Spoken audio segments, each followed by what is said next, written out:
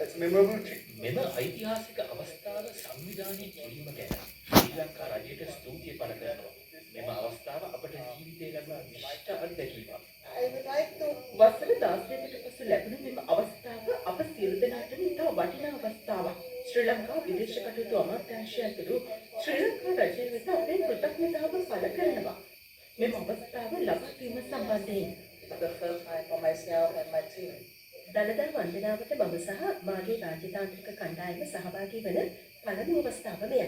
මෙම අවස්ථාව සංවිධානය කළ ශ්‍රී ලංකා රජය ඇතුළු සියලු පාර්ශ්වවලට අපේ කෘතඥතාව පළ කර සිටිනවා.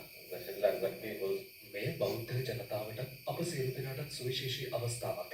මෙවැනි ඓතිහාසික අවස්ථාවකට සහභාගී වීමට ඉඩ ප්‍රස්තාව ලබා දීම සම්බන්ධයෙන් ශ්‍රී ලංකා රජයට මම කෘතඥ වෙනවා.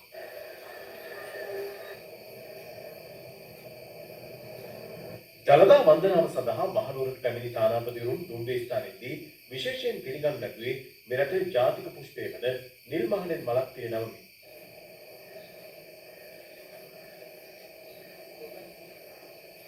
අරතුරුව උන් දළදා වන්දනාව සමාරම්භක උළෙලට එක් වුණා.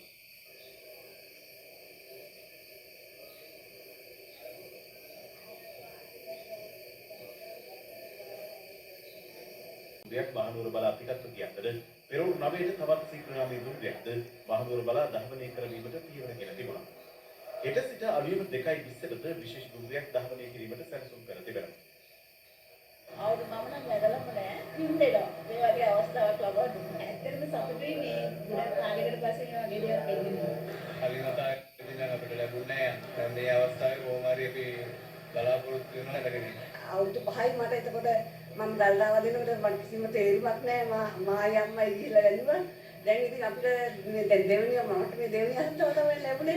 ඊළඟ අවස්ථාව අපි ජීවිත නැතර නීති නැද්ද දන්නේ. ඒකින්ද මේ අවස්ථාව කොහොම හරි සල්ස ගන්නවා වද මුදා ගන්න.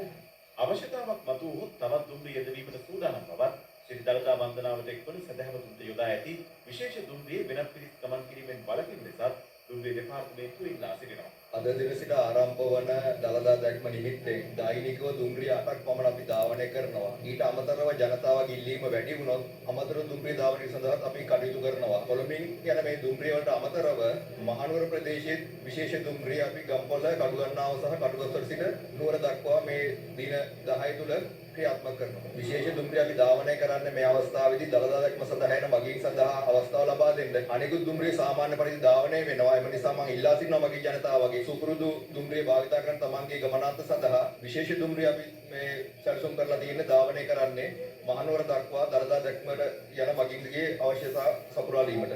අද සිට ලංකා ගමනාගමන මණ්ඩලයේද කොළඹ මධ්‍යම බස් නැවතුම් පොලිසියට විශේෂ බස් රථ සේවා මහනුවර දක්වා ආරම්භ කර තිබෙනවා. එම බස් සේවාද ලබන 29 දක්වා ක්‍රියාත්මකයි.